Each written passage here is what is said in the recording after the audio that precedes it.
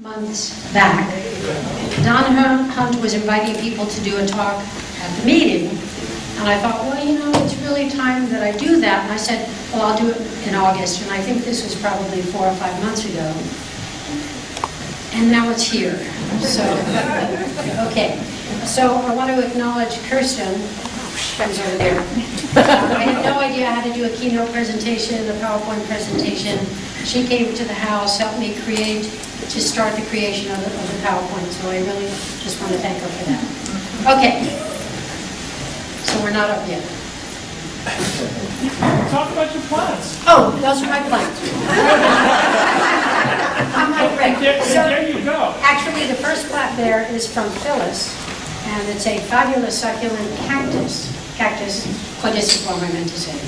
So, are we on? Okay. So, when I have seen presentations in the past, I would watch them. At the end, I would think, I don't really know what they said, and I really wish I could find it somewhere. So, yesterday I worked really hard, and on that page that says succulents.us Caudiciforms, HTML, is a link to this talk.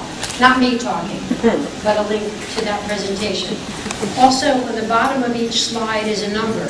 So if you're looking at it right now and have a particular question about a slide, write down the number or think about it. Here we go. Oh, I have to do this. Oops. So the reason I put that down is not to apologize for not being scientific or a botanist, but just to let you know that that is not where I come from in what I'm doing. That is not where I come from in what I am doing. Okay. The next slide is not a slide of my home, but it represents how I feel about nature. I garden from my heart. It's my love of nature that guides me along. And when I got involved in the club, I had really no idea what I was doing. And someone asked me, well, did you grow that hard? And I said, I don't even know what that means. Anyway, I have listened to the people in our club that know things, and that's how I learn. I learn by experimenting. So if you want to copy that down in the next 20 seconds, I'll wait for you. So this will be available on my website so that you can come back. But I think that what's interesting is about Caudiciforms that they are an unscientific collection across divisions, families, and so forth. You can find crassulas, you can find agaves. There are numerous families that have Caudiciforms. So again, this will be available later. And you go and click on the link. These are all the families that have Caudiciforms, which I think is really amazing because I would never have known that. The other thing is, I dare anyone here to be able to pronounce all of those. Of course you can, botanist. So this is one of my favorite plants personally.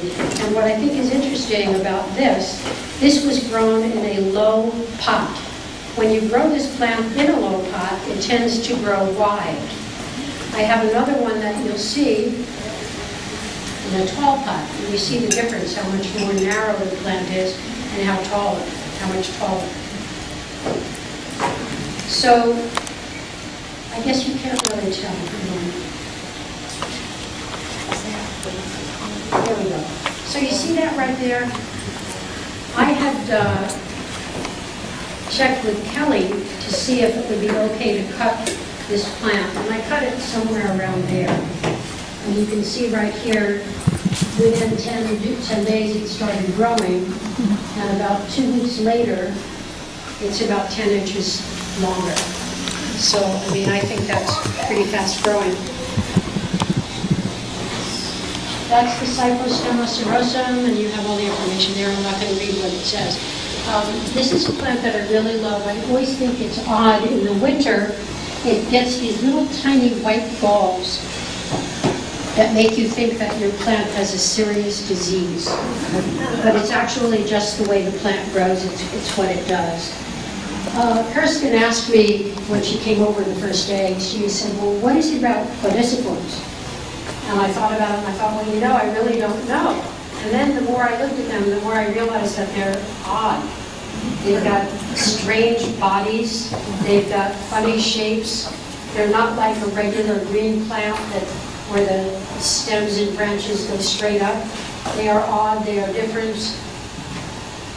Look at that. I mean, what else does that, you know? They're monsters. By the way, if you have questions as we go along, feel free. That plant there, I gave it a haircut. I'm very proud. Because we were at a show one time, and Woody said, that plant needs a haircut. I said, oh, no, I can't do that. I can't, you know, I was in a panic. That's another one. And now I'm able to give my plant haircuts.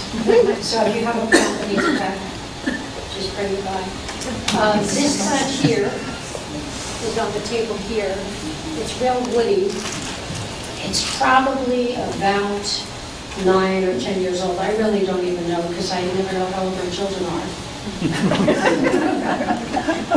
But I am attracted to that. That does it for me. I love this plant. So this photo is from July 31st, and then oddly enough, 6 days later, I saw that, and I thought, well, what is that? Oh, wow. And then that happened. And that was within days. I mean, that could have been 1 or 2 days. But as quickly as those grew, I didn't bring the dead picture. I thought living flowers were more important. So I don't really know a lot about this plant. It's a new plant for me. I probably don't pronounce Amaryllidaceae close really well. So that's another of my favorites. I think they're all my favorites. This is Adenia spinosa, and that's the second time that happened to me, where I lost half of my plant. But I decided that it wasn't dead and that I should keep growing it. So this is 2 years later, and it's still alive. So I just don't give it as much water as I normally would give an Adenia in the summer. But this plant does not like water in the winter. And that's something I should have told you about the other plants, but oh well. So anyway, Adenia spinosa, Adenia glauca, I love the quietness. Bocarnia stricta, I asked 3 people the name, we sort of agreed that it was Bocarnia stricta.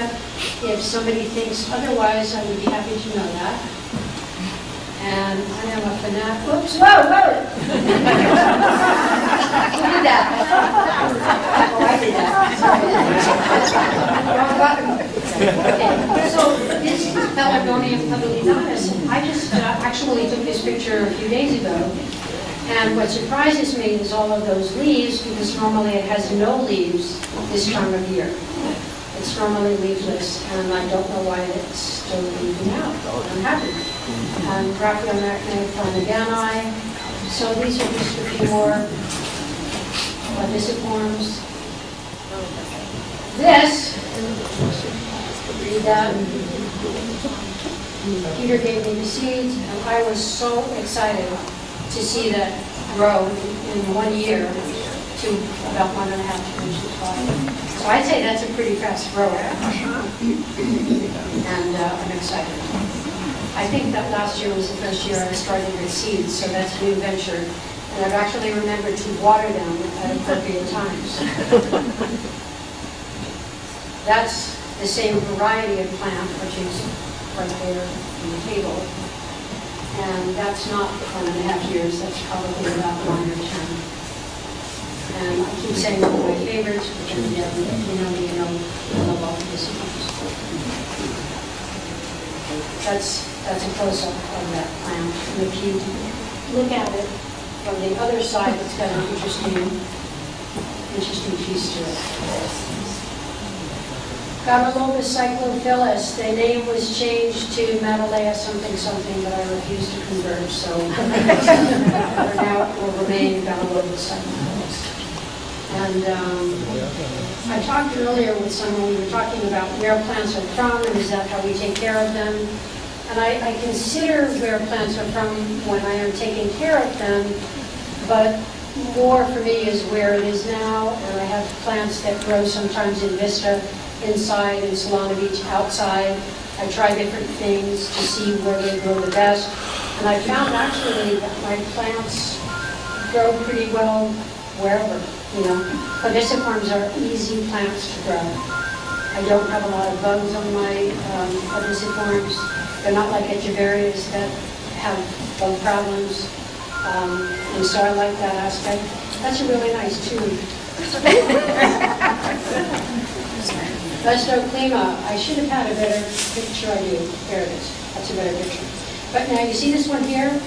All right, it's really beautiful because it's flowering, and you really need to be careful because that plant will send out thousands of seeds, and it will get into every other plant that you have that's nearby.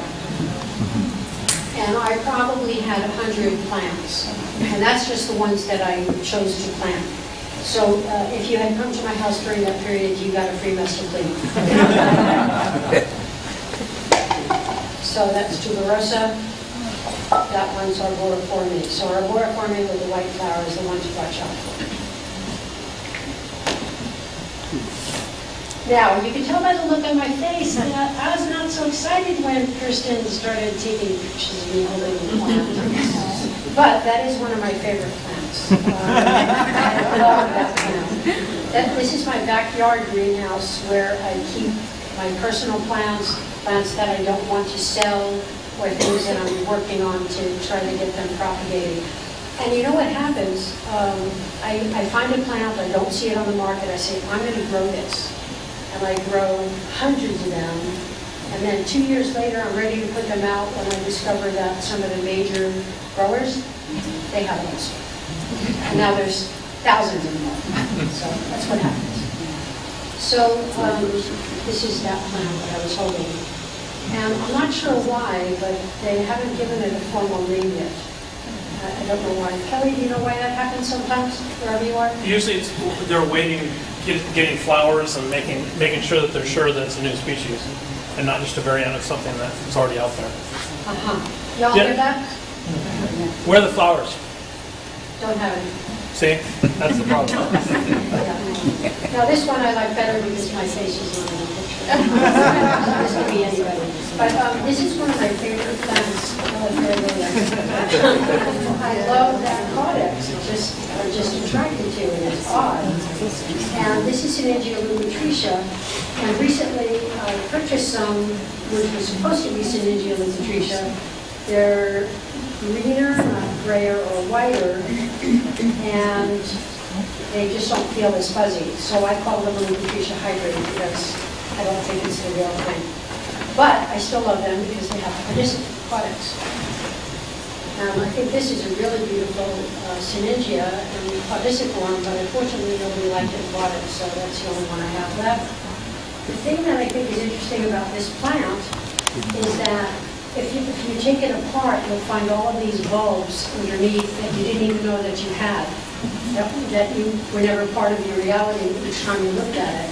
But then you could separate it and have, 10 plants. So that's kind of cool. But too bad, nobody opened it, so it's not. That's a really odd codex, don't you think? Jared down this mechanism. So there's a surprise, so I want to surprise myself. How big is your biggest one? Say again? How big is your biggest one of that? Well, the biggest one that Joe left out in the rain was about that big. Probably it's about that big now. Yeah. So it got left out in the rain, and so I really lost most of the plant. But there was one part of it that wasn't mushy, and like I say, it's about that big now. I have it sitting on some soil and perlite to see if it wants to come back. It hasn't decided. Okay. So, let's see. Boom. It's a very tiny flower. People always ask me, what's the flower like?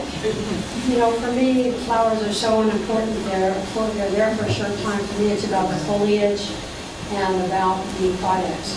And these are like an ivy. Anytime you have a Gerodanthus, put it in a high place or put a trellis on it, and you'll get beautiful foliage. That's another one. That's probably about 7 inches, 8 inches. And and I think that's the same one with leaves. Yeah, probably 6 inches. So this is one of my favorite plants. Should I just say that? Okay. So you see that seed pod? You don't ever want to touch it. You don't ever want to grab it. If it's at the time where the ends of the seed pod are sticky, it will stick to your hand.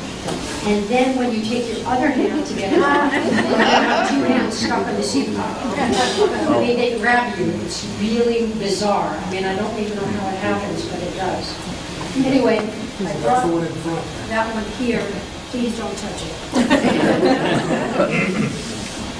And so this is Rosliana, anybody? Proper pronunciation? Nobody?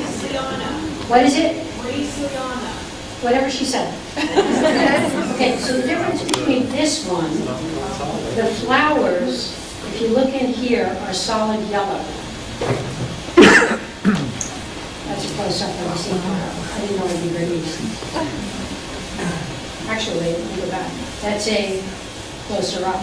Are those water droplets on the end of the seed pod, or is that the sticky stuff? Sticky stuff. See on the other one? See on that, yeah, those things? I think I may have just water. Okay. Yeah, I don't know for sure.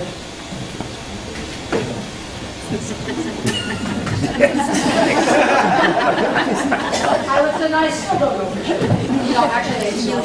It's not. The sticky stuff is not like sticky like that. It's part of the pod itself. So this is my piece de resistance, and it's not my favorite. Well, it really is. This is probably about 7 feet wide, but I think there's 6 or 7 feet high. Now the flowers on this one, I don't know if you noticed the dark inside. You see that? So this is Uncarina peltata, and Uncarina peltata has the purple inside, which I think is very cool. I'm going to show you the trunk. Wow. So in the winter, I actually never mind when I lose all the leaves, because I think the trunk is so cool and the branches are so beautiful. In the spring, when this has like no leaves at all, and I keep watching it and watching, probably within 2 weeks, it looks like that. And it flowers profusely. It just does it. You know, it's like I don't do anything special. It does it. That's a seed pod. I opened. I was so excited. And I kept watching it and of course missed the actual opening. But I ran and immediately planted those. That's a smaller, rounder one. And that's not that one, but similar to the one that I have here.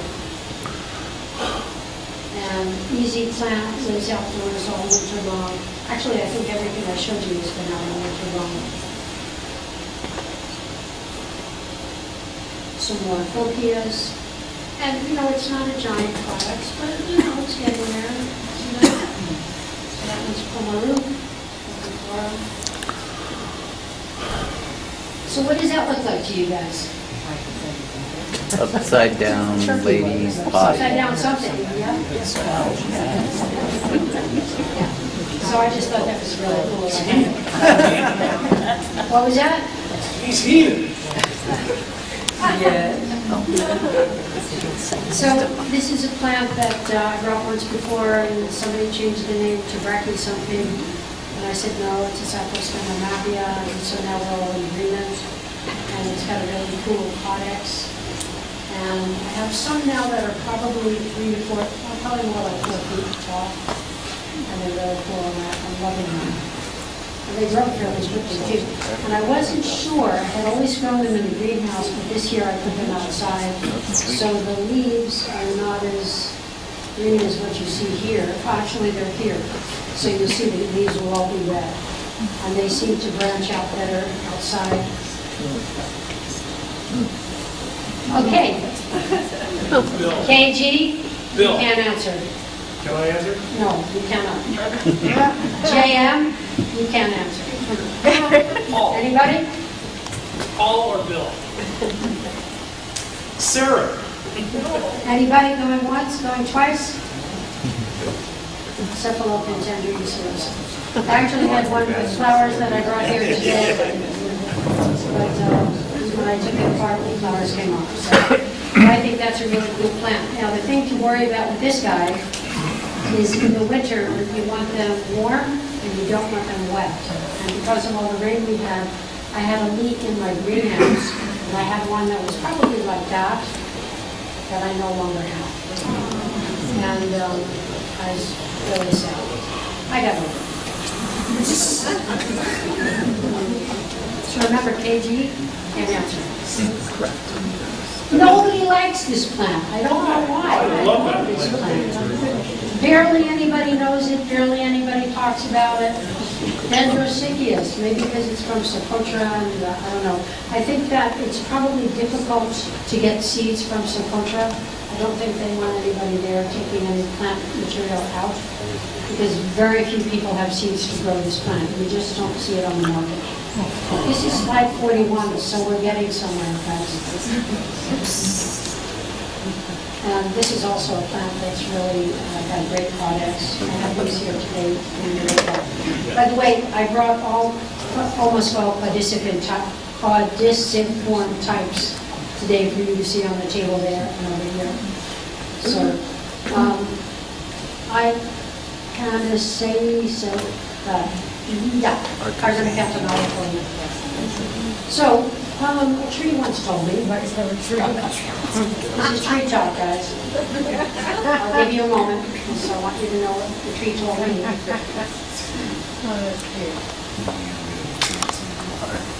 Second? Okay, I'm now grounded. I connected That's with already the on birds. a t-shirt. Yeah. Yeah. Then before you break, enjoy your unique natural life. Oh, yeah, I did see You do that. have it? Really? Name this plant? Okay, Kelly. I don't know. Jurgen? Nope, I don't know. Harriet.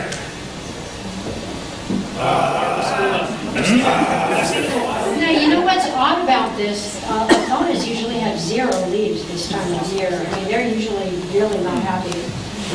But these guys still brooding, still flowering, still have leaves.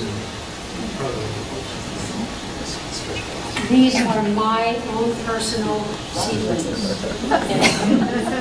from my adenium. I was so excited when the seed pod broke and I actually caught it and got the seeds, and then I planted them in spring, and they're growing. And I mean, I'm just enamored. It's not, I mean, obviously I can grow them and sell them and so forth, but the fact that something that tiny became that little plant that becomes, you know, those big plants. So if you don't think you can grow from seeds, try it anyway. Yeah, because I never thought I would do it. So, yeah. And so these are sort of my adeniums. So if you look here, and if you look up there, right there. So in 2007, I don't know if you remember, we had a really bad frost. But it wasn't like just an hour of frost. It was enough frost that I lost all my aeoniums. And that's another one. Can you imagine how many branches this sent out? In 2007, they were probably maybe about 18 inches to 2 feet tall. So rather than growing tall again, they just sent out 1 million branches, which makes me happy. It's a frost victim. I think I had this on there already. I think that's a duplicate. Hippomea albivenia, another super cool products. So, can you read that? Good. That's the link. We all know Gordon Raleigh. And, you know, just some of his thoughts about caudiciforms. He talked about resurrecting the word caudex and caudiciform from 1800s botany. And so that's an interesting article. Again, it is already on my website. This is a lot of links. If you are not familiar with Vernon's, they are a fabulous resource. I go there a lot to see a lot about caudiciforms and just plants in general. So, again, on our website, I don't know if you go to the website and you open this program, I don't know whether these are going to be links or not. You may have to just copy it. So, Mama Cat does my pest control. I have not seen a mouse since I've met her, and I don't have as many lizards as I used to have. I didn't mind them, don't have them anymore. So Keenan and I were walking and talking one day, and he said, look, and so we watched this Mama Cat carry 3 babies to safe places, and she hid them. And then a few days later, she came over to me and was kind of rubbing her up against my leg, and I looked down at her, and she was really skinny. And I said, okay, we bought food. And so at one point, there were like about 10 or 15 of them. And I thought, I am now going to be known as a crazy old cat lady. And, but then they spread out, and then I wound up with 4 or 5, and so I took Mama Cat right here, and I call her Ivory. And I took them, there was a 3rd one as well, and I had them spayed and neutered. And so I don't have a lot of population anymore. The end.